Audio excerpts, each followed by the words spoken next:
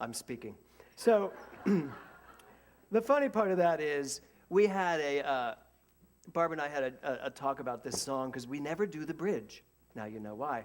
We never do the bridge. And my friend John Bocchino wrote this song. And during our rehearsal yesterday, I was like, that's it, I'm calling John. He's got to rewrite this bridge. We just can't learn it. And Barbara and I were like, no, we got it. We still don't have it. So, okay. So here's how I'm starting. This new place, this new beginning, who here is ready for a new beginning? I know you two are, yes, right? Okay, so here we are in the middle of a new beginning. So I'm going to start this new beginning with a very important question, and it's this. What do you want for your life? Don't answer me. But I want you to think about it.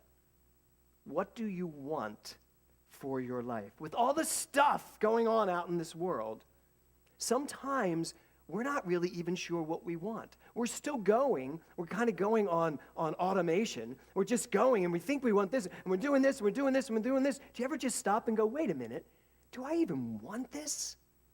What do I want? What do I really want my life to be like? What do I want my life, as Troward said, to feel like? What do I want? I took my walk this morning. It was just, were you all a little disoriented this morning? Right? I woke up and I was like, oh, I have all this time. Not exactly sure what to do with it. So I went on a walk, and I'm walking the neighborhood, and I'm thinking about a lot of things, and I'm working out issues, and I'm just thinking to myself. And still, I'm walking really fast. And I was like, why are you walking so fast? Usually you walk fast because you don't want to be late for rehearsal. You have nothing to do. So I slowed down, and I just kept walking and walking and walking, and all of a sudden, this voice came up inside of me, and it just said, what do you want? And it really kind of stopped me for a second. I was like, what do I want? Aren't I doing what I want? And in my head, because of course I talk to myself, in my head I'm like, I don't know, are you? What do you want? What do you really want out of this thing called life? And there goes my phone, just totally left me. So what do you want? I get to come down, this is so cool. I know, right? So Ernest Holmes says this, the science of mind is based entirely on the supposition that we are surrounded by a universal mind into which we think. So our entire teaching, our whole philosophy is based on the idea that you are surrounded by a universal mind that is listening to whatever you think. So I changed what I was thinking about this morning. It's not what do I want. I finally went to, what do you want to think? Going forward in your life, James, what do you want to think? Because the truth is, whatever we're thinking is creating whatever's happening. So it really has to be not just what do I want, but what do you want to think? Because I think a lot of people come up with great lists of what they want. If I were to ask any of you right now, what do you want? You'd probably have something to tell me. Well, I want a better car. I want a bigger house. You just bought one. Yes. I want, right? Right around the corner from me, too. I love that. Had to. And you're quicker to get to church. Good. So what do I want? You can give me millions of, I want a better job. I want a better partner. I want a new partner. I'm not kidding, not me. Suggesting it for the crowd, right? So I can get answers from you with what I want, but the real question is, are you willing to think the thoughts you need to think to have what you want? So, are you ready? I mean, that's really the question. And so I really wanted to start this Sunday off in our brand new place by starting with these new beginnings. And I want to talk about these lyrics, and it's interesting because it's the lyrics that we screwed up. But I screwed up. Where are you, Barbara? I screwed up. We didn't screw them up. It's all me. All my fault. So here's the lyrics you didn't hear. You sort of heard them. They were kind of muffled. It's not that I don't want a lot, or hope for more, or dream of more, but giving thanks for what I've got makes me so much happier than keeping score. I know, don't you wish you had heard those with music? So, giving thanks for what I've got makes me so much happier than keeping score. I don't know about you, but I've kept score in my life. How many of you kept score with your own life, with what's going on, with your careers, with how much money you have, with how much success you have, right? This whole month is about being grateful, full of greatness. This month is about understanding gratitude from the inside out, understanding thanksgiving, giving thanks from the inside out. When we spend our lives trying to keep up with ourselves, and I'm not even saying keep up with the world around us or our friends or whatever, it's keeping up with ourselves. Setting up plateaus, setting up these levels that we're supposed to achieve, and then keeping score with ourselves. Did I get there? Am I there? Am I there? Am I there? It's exhausting, isn't it? Is it just me? Am I the only one that does this? No, it can be really exhausting. But in science of mind, in the philosophy that we are studying, the philosophy that we live, there's a part of us that actually knows that it really does not behoove us to keep score with ourselves or anyone else in the world. And in fact, it goes back to my question of what do you want? If you know what you want and you are living what you want, now you're the mental equivalent of experiencing what you want. And that's what we teach. That's that simple thing. That's the only thing we teach. So if I want, and here's where I really want to go with this, it's not about I want a bigger house. It's not about I want this, I want that. It's not about wanting things out there. Thomas Troward, who's getting a lot of play today, Thomas Troward said our only purpose in life is to enjoy life. That's our only purpose. What if your only purpose in life was to enjoy your life? That was it. You didn't have to worry about being successful. You didn't have to worry about anything other than, you didn't have to worry about how much money you had. Who would like to stop worrying about money? Who would like to stop worrying about how much they have and just always know that there's more than they'll ever need? Right? Okay, yeah. So that's because we get caught up in this stuff out here. And if we're going to have a new beginning, we need to cut free from all this stuff out here. And I loved what you said. Someone said it. I think you said it, Aaron. The coming together of the East and the West. I told you that story about the woman whose house I invaded when I went into her house because I thought I was in a garden. And, when she said to me that their whole purpose of life is to live a simple life, and she's in this $10 million home, and when she said to me, don't confuse simplicity with poverty. And that's the truth. That's it. Can I know the simplicity of what I want in my life in here, so much so that it must show up out there without going after it out there? That's really the new beginning. We have got to stop naming what we want to see out there and then start working towards getting it. It's not about getting it. And I love the lyric. It's not that I don't want, whatever that lyric was that I still don't know. Yeah, it's not that I don't want more. It's not that I don't want more, because I believe we are the more. I am the more.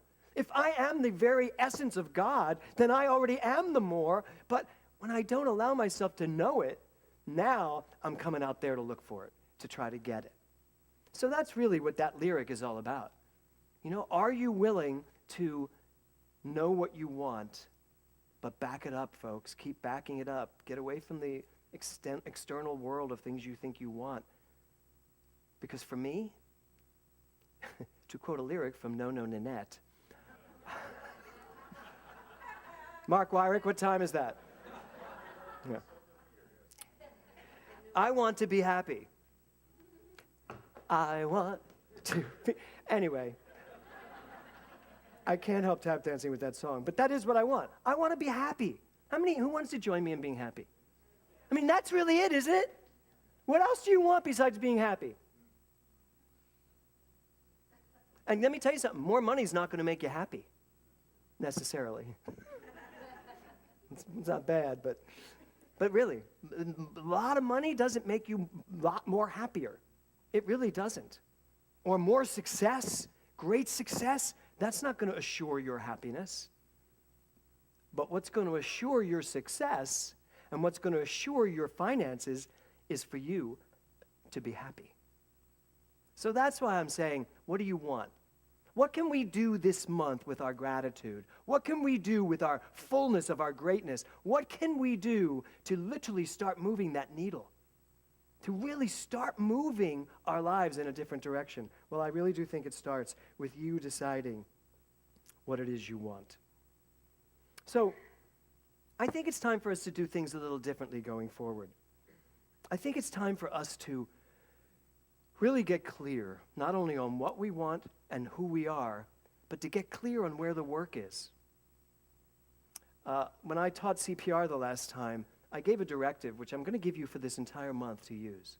And it's an amazing directive, and I still do it every day. And we laugh because sometimes I forget to do it, and I'm halfway out the door, and I got to run back and jump into bed to do it. So here's what it is. It's not that. Here's what it is. Really? So it's nighttime crowd, I get it. Okay. So here's the deal. So before I get out of bed, I must find 3 things that I'm grateful for. I must find 3 things that I absolutely love and that I'm so grateful that has happened in my life, or that is in my life. And it can be the same thing from the day before if it needs to be. Today it was so simple because before I got out of bed, most of you know I live in a fishbowl, so my bedroom is all glass. And there was my son, and this is hysterical. I don't know why he's thought all of a sudden he should be getting up early and swimming. The pool's 20 degrees. So I woke up, and Will was standing on the top step of the pool, freezing. Both dogs were barking at him, and Kevin was standing there lovingly just looking at him like, you're an idiot. And so I woke up, and I sat up in bed, and I went, oh, there's 3 things I absolutely love. My son, my dogs, and my husband. It was so easy. Then I got out of bed and I opened the door and went, what are you doing? And he did. He jumped in and he swam. It was just amazing. So the 3 things. How many people are in for this for the month? Just for 30 days. 30 days. You can do this for 30 days. Trust me. Okay? And then you'll do it for the rest of your life. So before you get out of bed. Now if you get out of bed and you're like on the way to the bathroom and you realize you didn't do it, run back.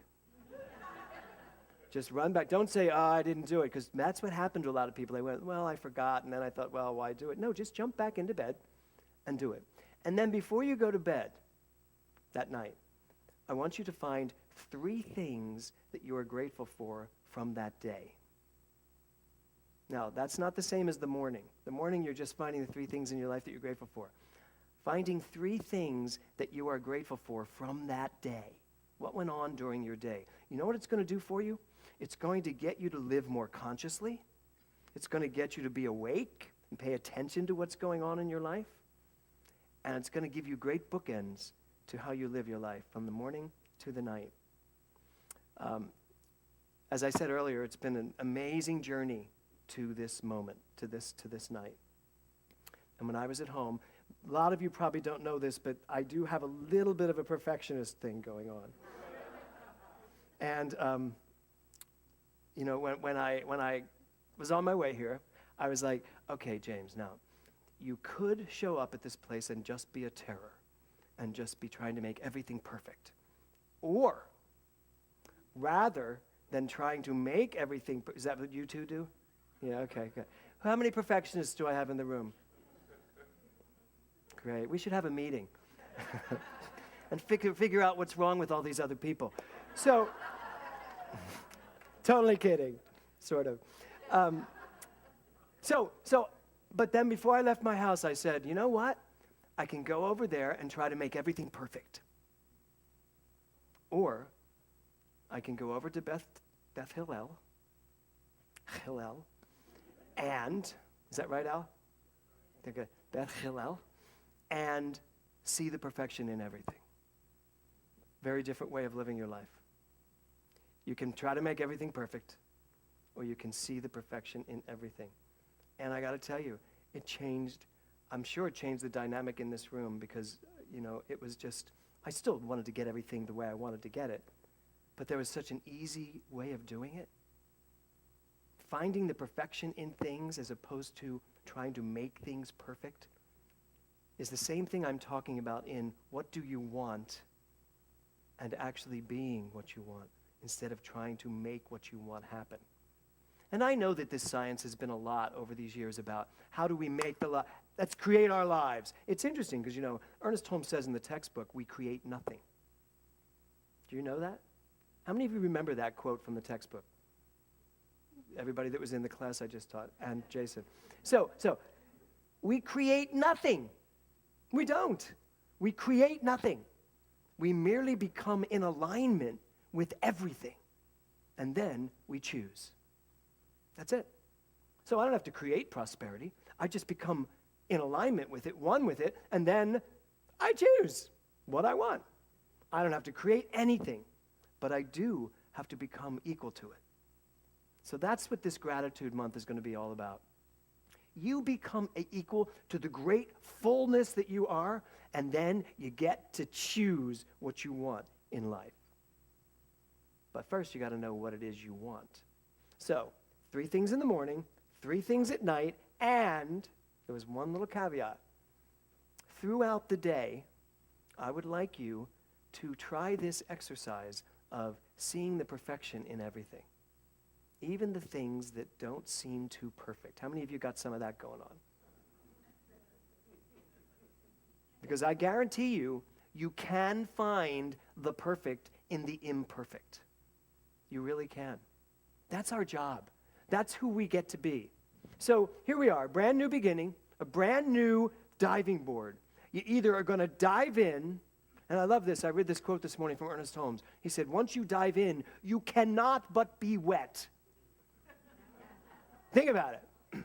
So how many of you want to dive in and get wet finally?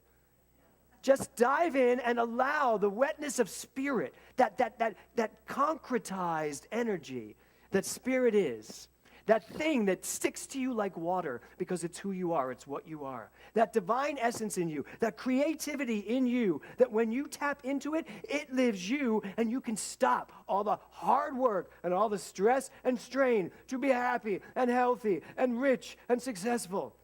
It's exhausting. But if you just stick with what you know, and what you know is that I am the very presence of God on this planet, and so is every other person. So I see God everywhere I go. I meet God everywhere I go, especially when I wake up, know the 3 things I love, look in the mirror and say, I see you, God. This is what our day is going to be all about. And then live your day from that perspective. I guarantee you, you do this month this way, and you watch what happens to your life. Namaste.